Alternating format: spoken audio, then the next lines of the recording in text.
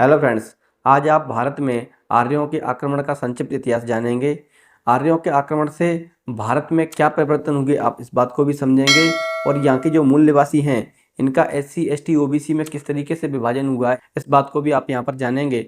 तो हम जानते हैं कि भारत में आर्यों का आक्रमण जो कि ऐतिहासिक, पुरातात्विक और आनुवांशिकी विज्ञान से सिद्ध हो चुका है कि भारत में आर्य ब्राह्मण आक्रमणकारी के रूप में आए हैं। और जब ये दक्षिण की तरफ चलते हैं तो ये हिंदू कुश पर्वत की सक्रिय घाटियों से निकलते हुए भारत में हड़प्पा क्षेत्र में प्रवेश करते हैं, जहां पर रहकर इन्होंने छोटे मोटे आक्रमण करके यहाँ के पशुओं को लूट ले जाते थे, यहाँ की महिलाओं को उठा ले जाते थे, बच्चों को उठा ले जाते थे, जो कि मुख्यतः यहाँ के किसान हुआ करते थे। इसके बाद में यह क्रम लगभग 150 साल तक चलता रहा। इसके बाद जब इन्होंने अपनी संतान उत्पत्ति करने के बाद और कुछ इन्होंने बच्चे पैदा कर लिए और ये जब आक्रमण करने की स्थिति में हो गए तो इन्होंने लगभग 500-600 साल तक यहाँ हड़प्पा वासियों से संघर्ष किया है।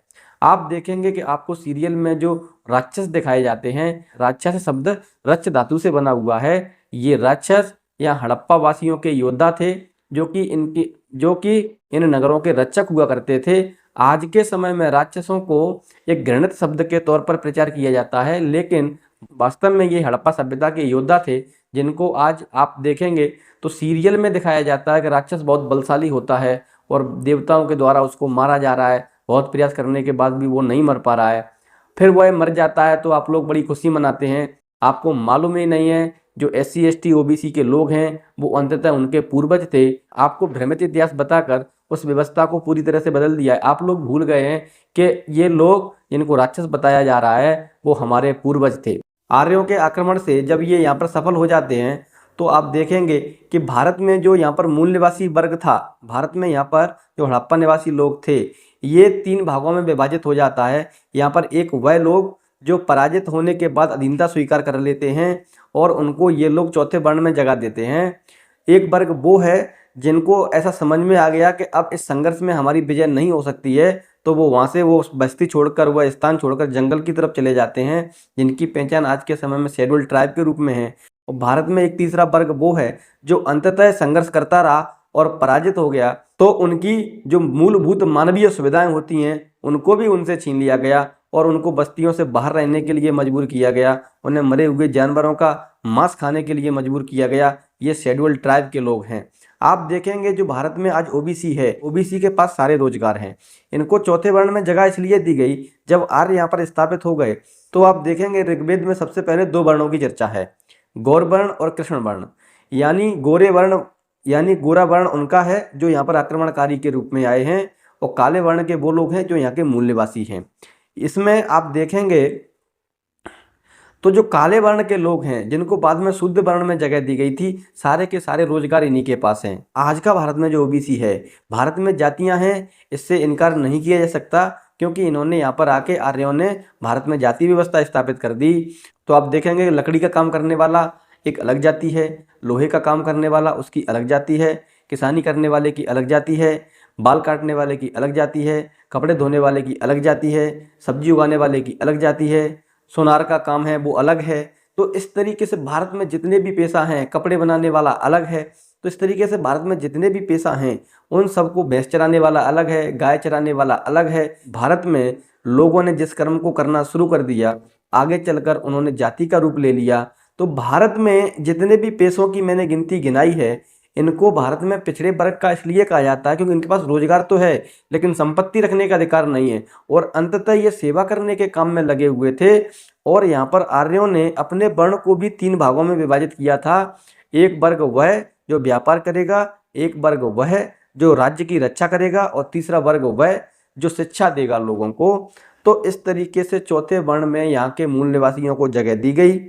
तो इस तरीके से भारत में ओबीसी का, एससी और एसटी का यहाँ पर विभाजन हो जाता है। आप देखेंगे यहाँ पर तो सुर और असुर की चर्चा आती है भारत के इतिहास में। सुर से मतलब वो लोग हैं जिन्हें देवता कहा जाता है, असुर से मतलब वो लोग हैं जिन्हें राक्षस कहा जाता है। सुर और असुर शब्द कहाँ से बने? देवता सुरापान करते थे, सुरा पीते थे। जो शराब पीने वाले लोग हैं वो सुर हो गए। यहाँ के जो राक्षस हैं वो शराब नहीं पिया करते थे, इसलिए उनको असुर कहा। रामायण के बालकांड में सर्ग नंबर 45 के श्लोक नंबर 38 में इसकी चर्चा आई है। तो आप इसको रामायण में, जो कि वाल्मीकि रामायण में इसकी चर्चा आती है, आप वहाँ से इसको देख सकते हैं। तो सुर और असुर शब्द यहाँ से आए। राक्षस शब्द आपको मैंने बता दिया है कि यहाँ पर मूल निवासी जो रक्षा करने वाले लोग थे, आप देखेंगे सीरियल में जिन्होंने युद्ध किया है वो राक्षस हैं। इनको एक विशेष तरीके की पहचान देकर लोगों के मन में उनके प्रति घृणा पैदा की है। इसके लिए यहाँ के जो ब्राह्मण ग्रंथ हैं वो ही जिम्मेदार हैं। इसके बाद में आप देखेंगे तो भारत में जितने भी त्यौहार मनाए जाते हैं, असल में ये कोई त्यौहार नहीं है। इन्होंने यहाँ का जो फसलों के त्यौहार होते थे उनका ब्राह्मणीकरण कर दिया है, या फिर यहाँ के जो महानतम योद्धाओं को इन्होंने मारा और उसकी याद में हर वर्ष खुशी मनाने के लिए जिन त्योहारों को मना रहे हैं तो वो भी इनका एक तरीका है। भारत का जो इतिहास है, यहाँ के मूल निवासियों पर जो ब्राह्मणों की विजय हुई है उसका इतिहास है। और आप जितने भी जो त्यौहार मनाते हो, खुशियाँ मनाते हो, ये अपने पूर्वजों की मरने वाली तारीख पर खुशियाँ मनाते हो। आप देखेंगे यहाँ पर अधर्म पर धर्म की विजय जो कहा जाता है उसका कारण कुछ भी नहीं है। यहाँ पर जो आर्य आए थे वैदिक यज्ञ कर यहाँ पर जो आर्य आए थे वैदिक क्रियाएं करते थे, हवन यज्ञ करते थे, पशु बलि देते थे, नर बलि भी देते थे। तो इनके विरोध में जो यहाँ के मूल निवासियों ने काम किया है इसलिए इनको मारा गया है। आप ग्रंथों में हर जगह ये देखेंगे कि राक्षस यज्ञ क्रिया में विघ्न डालते हैं। वो और कोई नहीं, आपके पूर्वज थे जो इस व्यवस्था को नहीं मानते थे और इन ब्राह्मणों के विरोधी थे।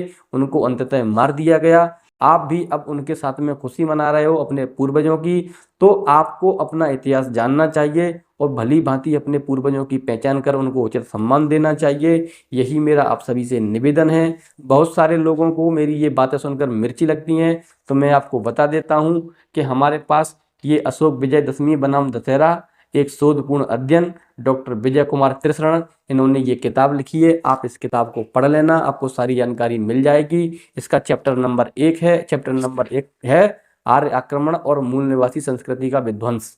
इस किताब से मैंने आपको जानकारी दी है। हमें उम्मीद है कि भारत के मूल निवासियों को ये जानकारी जरूर ही अच्छी लगेगी। इस जानकारी को अपने मूल निवासी भाइयों को भेजें और उन्हें सचेत करें कि भारत का जो वास्तविक इतिहास है उसको जानें, पहचानें और भारत में जो समाज और भारत के समाज में जो जाति व्यवस्था है उसको खत्म करके भारत में समानता स्थापित करें। यही हमारे लिए और हमारे देश के लिए हित में है।